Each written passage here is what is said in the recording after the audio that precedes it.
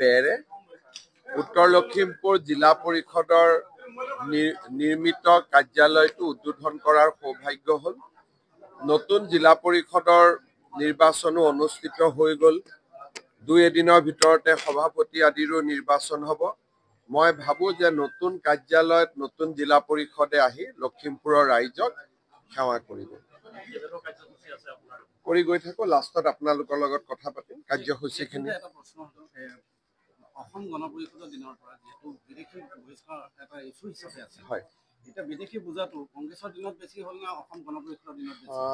কংগ্ৰেছ, যদি আপোনালোকে সাংবাদিক হয়, ইতিহাসৰ ছাত্ৰ, আপোনালোকে জানেই যে আমাৰ অসমত 60 বছৰ কংগ্ৰেছৰ শাসন আছিলে আৰু 10 বছৰ এজিপিৰ শাসন আছিলে। আৰু বিদেশী নাগৰিকৰ আটাইতকৈ প্ৰব্ৰজন কোন চনত হৈছিলে? 71 চনত, 67 চনৰ পৰা 71ৰ সময়ত। আৰু সেইটোৱে অসমৰ ইতিহাসে কয়, সেই সময়ত কংগ্ৰেছৰ চৰকাৰ আছিলে। এজিপিটো 85তে আহিলে।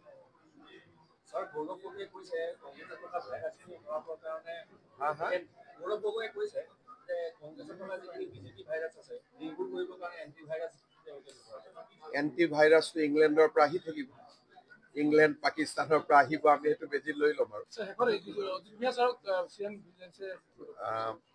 অজিত ভূঞা নামৰ ব্যক্তি এজনক CM ভিজিলেন্সে ইনকুৱাৰী কৰিব খুজিছে।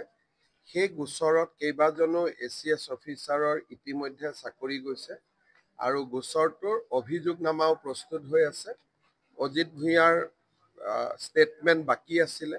আজি ষ্টেটমেণ্ট হোৱাৰ পিছতে এসপ্তাহৰ ভিতৰতে এই কেছটো আদালতৰ ওচৰলৈকে গুচি যাব। 2011 চনত যিসকল শিক্ষক থাকি গ'ল চাকৰি দিবলৈ, 11 চনত 30 নৱেম্বৰত যিসকলক দিছিলে, থাকি যোৱাৰ সংজ্ঞাটো কোনে নিৰূপণ কৰিব? তেওঁলোকে কৈ আছে যে এইখিনি বিষয়া ভুলৰ কাৰণে থাকি গৈছে বুলি ক'লে। যিখিনি এই এটা সংজ্ঞা এটা নিৰূপণ কৰিব লাগিব নে নাই, কাৰ থাকি গ'ল? সংজ্ঞাটো ৰণোজ পেগু ডাঙৰীয়াই নিৰূপণ কৰিছে। কিছু মানুহৰ হ'ব, কিন্তু হ'লেও আৰু থাকি যাব। এই বিষয়টো এনেকুৱা যে ইয়াক কোনেও শেষ কৰিব নোৱাৰে, কাৰণ থাকি যোৱাৰ কোনো সংজ্ঞা নাই। এতিয়া আপুনি সাংবাদিক, আপোনাক যদি মই সুধো থাকি যোৱাৰ সংজ্ঞাটো কি, আপুনিও দিব নোৱাৰিব। বিষয়াই ভুল কৰা কোনটো পইণ্টত ভুল কৰিলে বুলি ক'লে সেই পইণ্টটো ঠিক কৰিম, কিন্তু সেই পইণ্টটো ঠিক কৰাৰ লগে লগে আৰু 2টা পইণ্ট নতুনকৈ আহি যাব। फ्लाइट के लिए पहला बात ऐसा ही है कि इंडिगो का साथ मेरा बातचीत हुआ है। वो लोग आने का मन तो है, लेकिन लोग होना पड़ेगा, কাস্টমাৰ भी होना पड़ेगा। ৰাষ্ট্ৰীয় ঘাইপথ গহপুৰৰ পৰা লখিমপুৰলৈ চাকৰিটো চেছ কৰি দিব লাগিব, বেলেগক ভয় খুওৱাৰ অপৰাধ। কাৰণ মুখ্যমন্ত্ৰী হিচাপে মই সকলো মিটিঙতে কৈ আহিছো যে আগতে ৰান্ধিছিলে, এতিয়া বিলাব। কাৰো চাকৰি নাযায়, চাকৰি দৰমহাটো বাঢ়িব। তথাপিতো কেইগৰাকী মানে কৈ থাকে যে চাকৰি যাব, চাকৰি যাব। তাৰমানে তেওঁলোকৰ উদ্দেশ্যটো কি? তাৰমানে তেওঁলোকৰ উদ্দেশ্যটো আন্দোলন কৰিব লাগে, স্কুলত যাব নালাগে, এইটোৱে হ'ব। গতিকে টিভিত আমি সেই মহিলা কেইগৰাকীয়ে হওক বা ৰান্ধনী কেইগৰাকী হওক নামখিনি এতিয়া উলিয়াব দিছো আৰু শিক্ষা বিভাগক আমি নটিচ দিব কৈছো যে কি ভিত্তিত আপোনালোকে এনেকুৱা ষ্টেটমেণ্ট দি আছে। মুখ্যমন্ত্ৰীয়ে মিটিঙে কৈ থকাৰ পিছতো যে কাৰো চাকৰি নাযায়, বৰঞ্চ দৰমহা বাঢ়িব।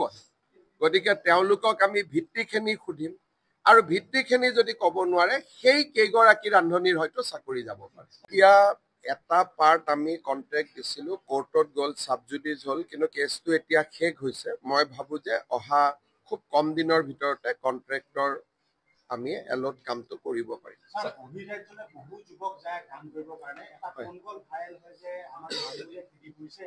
চক, সেইকাৰণে মই আপোনালোকক আহ্বান জনাওঁ, মোক অসমতে উদ্যোগ অলপ কৰিব দিয়ক, যাতে বহিৰাজ্যত ল'ৰা ছোৱালী যাব নালাগে।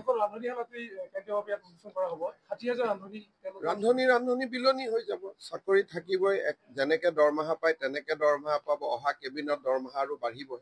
কোনো ৰান্ধনী তাৰমানে চাকৰি নাযায়, এইটো প্ৰশ্নটো ক'ৰ পৰা আহিল?